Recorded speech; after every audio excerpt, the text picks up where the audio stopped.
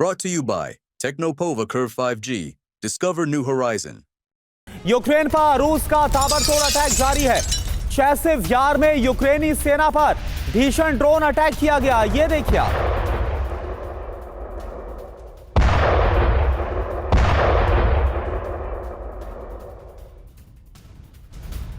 और देखिए इस बीच रूस से क्या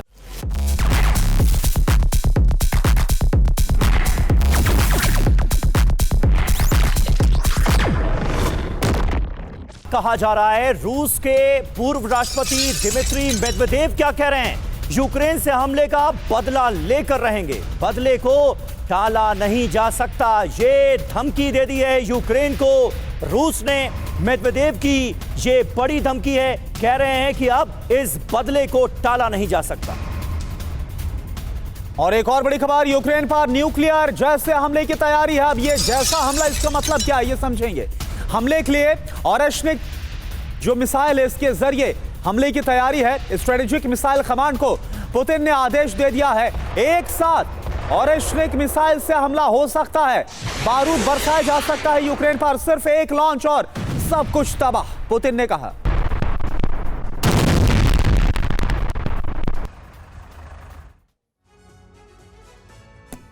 तो देखिए, मिशन रिवेंज के तहत अब यूक्रेन पर ऑर्चनिक प्रहार हो सकता है। यूक्रेन पर सबसे घातक हमले की तैयारी में रशिया है। स्ट्रैटेजिक मिसाइल कमांड को ऑर्चनिक मिसाइल तैयार करने का आदेश दिया गया है।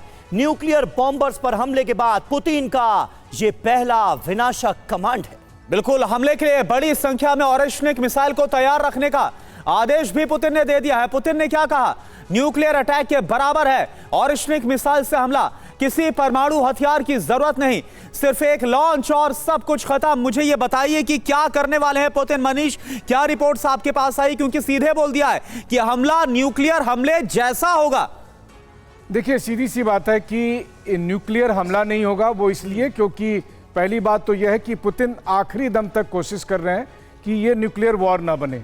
दूसरी बात है कि पुतिन या रूस पूरी तरह से इस बात के लिए सहमत है कि यूक्रेन में कहीं से भी मास डिस्ट्रक्शन ना हो। आपने देखा होगा 3 साल में वहां पर सिविलियन कैजुअलिटी भी बहुत कम है अगर आप कंपेयर करें इजराइल और गाजा के।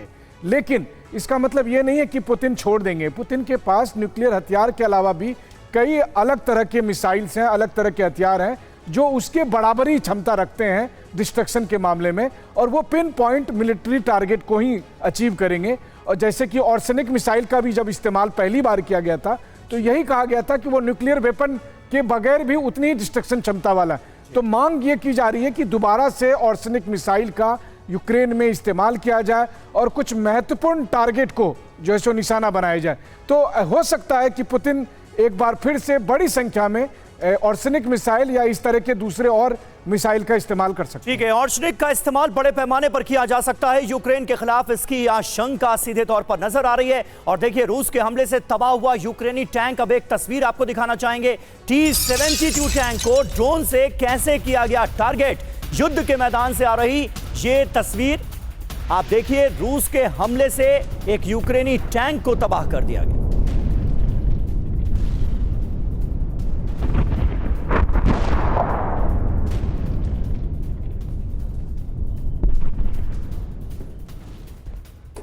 और यूक्रेन पर बड़े हमले की तैयारी कर रहा है रूस। कैसे, अब आपको बताते हैं। हथियारों के प्रोडक्शन में 66% का इजाफा कर दिया गया है। ये बड़ी जानकारी सामने आ रही है, यानी हर तरफ से जो खबरें सामने आ रही हैं वो ये बता रही हैं, ये संकेत दे रही हैं कि ये जंग अभी लंबी चलने वाली है। तो आप देखिए, हथियारों का प्रोडक्शन बढ़ा दिया है रूस ने। और जैसा हमारे गेस्ट ने बताया कि इससे कहीं ना कहीं डिफेंस बजट बढ़ाने मजबूर हुए हैं Putin. Short range ballistic missile 66% इसमें इजाफा किया गया है। लॉन्ग रेंज बैलिस्टिक मिसाइल 88.89% का इजाफा किया गया है प्रोडक्शन में। एक महीने में 15 किंजल मिसाइल का प्रोडक्शन भी बढ़ा है। इसके अलावा हर महीने 50 स्कैंडर मिसाइल का प्रोडक्शन भी रूस की तरफ से बढ़ा दिया गया। एक और बड़ी खबर क्या है ये आप देखिए। रूस के मिसाइल प्रोडक्शन पर यूक्रेन की रिपोर्ट क्या बता रही है? हर महीने 60 से 70 स्कैंडर मिसाइल बना रहा है रूस, बेहद ही शक्तिशाली और घातक स्कैंडर। और इसके अलावा 10 से 15 किंजल मिसाइल हर महीने प्रोडक्शन हो रहा है रूस की तरफ से। यूक्रेन डिफेंस इंटेलिजेंस की रिपोर्ट में यह बात सामने आई है।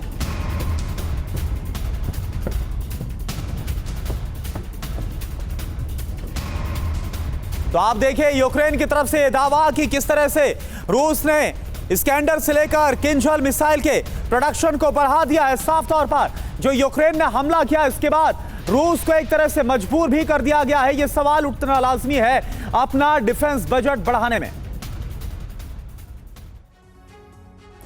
तो रूस की मिसाइल फैक्ट्री को लेकर यह खबर अहम है। इस्कंदर एम मिसाइल 60 से 70 हर महीने होगा प्रोडक्शन। इस्कंदर के मिसाइल 20 से 23 हर महीने बनाई जाएंगी। इसके अलावा किंजल मिसाइल के बारे में खबर यह है कि हर महीने 10 से 15 मिसाइलों का प्रोडक्शन होगा। कालिब्र मिसाइल 25 से 30 हर महीने बनाई जाएंगी। इसके अलावा ऑनिक्स मिसाइलें, इनका भी हर महीने 20 से 30 के हिसाब से प्रोडक्शन होगा। यूक्रेनियन डिफेंस इंटेलिजेंस की तरफ से यह अहम जानकारी सामने आई है। यानी रूस की मिसाइल फैक्ट्री में लगातार दिन रात काम चल रहा है। Brought to you by Technopova Curve 5G. Discover new horizon.